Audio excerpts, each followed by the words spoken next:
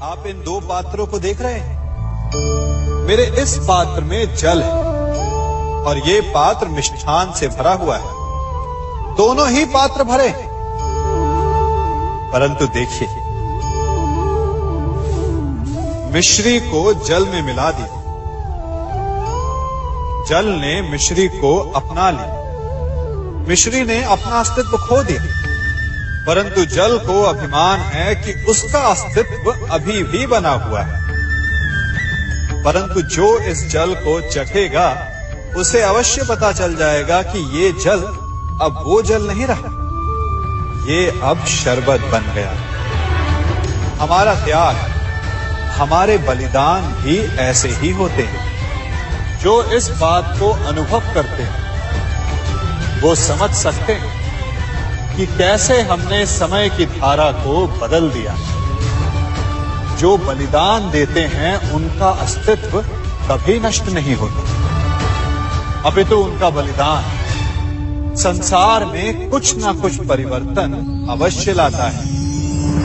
हम सभी कभी ना कभी, कहीं ना कहीं अपने जीवन में यात्रा अवश्य करते हैं।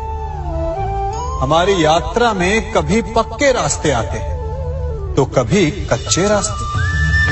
पक्के रास्ते मनुष्य बनाता है और कच्चे रास्ते जानते हैं कैसे बनते हैं? चलते चलते बन जाते हैं।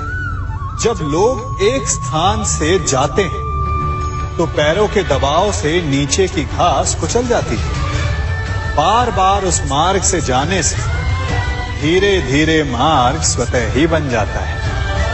और यही जीवन है, यही नियति है। जब आपके जीवन में आपको मार्ग ना मिले तो रुकिए नहीं, आगे बढ़ते रहिए और आपके पैरों के दबाव से मार्ग स्वतः ही बन जाएगा। हम सभी अपने जीवन में सफलता चाहते हैं, है ना? उसके लिए हम रात दिन परिश्रम करते हैं, कड़ी मेहनत करते हैं, परंतु फिर भी असफल हो जाते हैं। परंतु ऐसा क्यों होता है? कभी सोचा आप सबने? क्योंकि सफलता पाने का मंत्र बड़ा कठिन नहीं, बड़ा सरल है। उचित विचार, उचित समय, उचित स्थान पर उचित प्रहार। जब आपके विचार, समय, स्थान और प्रहार यानी परिश्रम उचित है तो सफलता आप ही को मिलेगी। जिस प्रकार एक लोहार लोहे से कुछ बनाते समय उस लोहे के सही ताप तक के आने की प्रतीक्षा करता है और समय आने पर उचित स्थान पर पर्याप्त बल से प्रहार करता है और लोहा आकार ले लेता है, ठीक उसी प्रकार आपकी सफलता भी आकार लेती है। हम सभी को अपने जीवन में कभी ना कभी निराशा मिलती है, असफलता मिलती है और अधिकतर लोग इसके पश्चात भाग्य का रोना लेकर बैठ जाते हैं। कुछ कहते हैं कि जिस स्थान पर मैं हूं उससे कई ऊंचे स्थान पर होने के योग्य था, परंतु नहीं जा पाया। किसी को पीड़ा है कि उसे जो मिलना चाहिए था वो उसे नहीं मिला, भाग्य ही बुरा था। भाग्य क्या होता है? भाग्य वन में खिला पुष्प देवताओं को चढ़ाया जाएगा या किसी सुंदरी की वेणी में वो सजेगा या फिर उसे कुचलकर उत्पाद बना दिया जाएगा।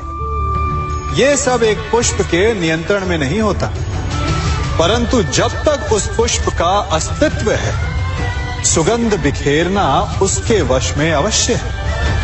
परंतु भाग्य हमारे वश में नहीं, और जो हमारे वश में नहीं उसके लिए दुखी होने से क्या होगा?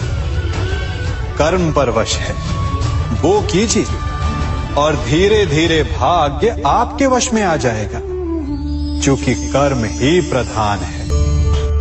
कभी आप ब्रह्म मुहूर्त में जगे हैं? जगकर देखिए, संध्या होने के पश्चात जब रात्रि का अंधकार सारे संसार को धीरे धीरे अपने अंधकार में निगलने लगता है, तो यही अंधकार ब्रह्म मुहूर्त में भोर होने से ठीक पूर्व तनिक अधिक काला हो जाता है। कुछ समझे? हमारा जीवन भी कुछ ऐसा ही होता है। जब हमारे जीवन की समस्याएं अपने अंत पर होती है तो यही समस्याएं एक भीषण रूप लेकर हमारे समक्ष प्रस्तुत हो जाती है और ऐसे परिस्थिति में अधिकतर लोग हार मान जाते हैं, भय खा जाते हैं। परंतु यदि आप हार न माने, भय न खाएं, दृढ़ रहें, निरंतर आगे बढ़ते रहें, तो प्रकाश के रूप में हमारा स्वागत करने के लिए सूर्य उदय सदा हमारे समक्ष प्रस्तुत रहेगा। आपने बरगद के वृक्ष को देखा है? जितना विशाल उतना दृढ़। पतझड़ में वो सूख जाते हैं परंतु दुर्बल नहीं होते, टूटकर गिरते नहीं। और उसके विपरीत दलदल में उपजे वृक्षों को देखिए, वो दिखने में तो बड़े होते हैं, पतझड़ आए या शीत सदा हरे भरे होते हैं, परंतु इतने दुर्बल होते हैं कि जलधारा के हल्के से वेग से वो गिर जाते हैं। परंतु ऐसा क्यों होता है?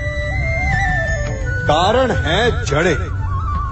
जिसकी जड़ें दृढ़ भूमि में है वो हर चक्रवात, हर ऋतुओं को सह लेता है, और जिसकी जड़ें दलदल में हैं, वो स्वयं की जड़ों को दुर्बल बना लेता है। कुछ ऐसा ही मनुष्य भी होता है जो अधर्म, कुकर्म और असत्य की धरा पर उपजा है। वो समय की एक मार भी नहीं सह पाता, और जो मनुष्य सत्य, धर्म की धरा पर उपजा है, वो हर समस्या से अविचलित हो जाता है। अब आप पर निर्भर करता है कि आप क्या बनना चाहते हैं। हमारे जीवन में मित्र और शत्रु बड़ा महत्व रखते हैं। यदि गंभीरता से सोचा जाए तो ऐसा कोई क्षण नहीं जब हम अपने मित्रों के बारे में ना सोचते हो या फिर अपने शत्रुओं के बारे में। हमारा हर कार्य या तो हमारे मित्रों के हित के लिए होता है या फिर हमारे शत्रुओं के अहित के लिए। हम हर स्थान या तो अपने मित्रों के साथ होते हैं या फिर अपने शत्रुओं के साथ। कोई नहीं चाहता कि उनका शत्रु प्रसन्न रहे। हर कोई अपने शत्रु को नष्ट कर देना चाहता है, और ऐसा करने के लिए वो हर संभव प्रयास करता है। उसे आर्थिक, मानसिक और शारीरिक हानि पहुंचाने का प्रयास करता है। परंतु यदि मैं आज आपको ऐसा मंत्र सिखाऊं जिससे आप अपने शत्रु को सदा के लिए नष्ट कर दे तो, और वो मंत्र है मित्र बनाना। अपने सभी शत्रुओं को अपना मित्र बना लीजिए और आपके सारे शत्रु स्वतः ही समाप्त हो जाएंगे। मैं क्या कर रहा हूं? मैं दिए प्रज्वलित कर रहा हूं ताकि अंधकार को मिटा सकूं। अब आप कहेंगे कि इसमें कौन सी बड़ी बात है ना? परंतु इसमें महत्वपूर्ण बात समझने के लिए यह है कि मैं क्या नहीं कर रहा हूं, और मैं अंधकार नहीं कर रहा हूं। क्योंकि अंधकार को मिटाने के लिए प्रकाश का अस्त्र तो उठाना ही पड़ता है। बुराई को बुराई से नहीं, अच्छाई से जीता जाता है। अन्याय को अन्याय से नहीं, न्याय से लड़ा जाता है। क्रोध को क्रोध से नहीं, क्षमा का साथ लेना होता है। ठीक उसी प्रकार एक लोहा लोहे को काटता है, परंतु एक ठंडा लोहा ही गर्म लोहे को काट सकता है। इसलिए यदि आपको अपने जीवन में विजयी होना है तो अपने शस्त्रों को, अपने अस्त्रों को सोच समझ कर उठाइए, क्योंकि एक अनुचित सोच परिणाम पर भारी प्रभाव डाल सकती है। आप सब सोच रहे होंगे कि ये क्या मैं करने लगा। मैं इस पौधे को जड़ से उखाड़ रहा हूं। आश्चर्य हो रहा है ना कि एक पौधे को उखाड़ना या काटना ना केवल एक अपराध है अपितु पाप भी है। तो फिर मुझे ऐसा करने की क्या आवश्यकता पड़ गई? क्योंकि कई बार विनाश ही सृजन तक पहुंचाता है। यदि नया भवन बनाना हो तो पुराने भवन को गिराना पड़ता है। व्यवस्था को परिवर्तित करने के लिए क्रांति लानी पड़ती है। और उसी प्रकार यदि किसी वृक्ष या किसी पौधे की जड़ों में घुन लग जाए या उसका मूल सड़ जाए तो उसे जड़ से उखाड़ देना ही श्रेयस्कर होता है, ताकि उस स्थल पर नए पौधे उपज सके। युद्ध करना पर्याय नहीं, परंतु कभी कभी शांति के लिए युद्ध करना आवश्यक हो जाता है।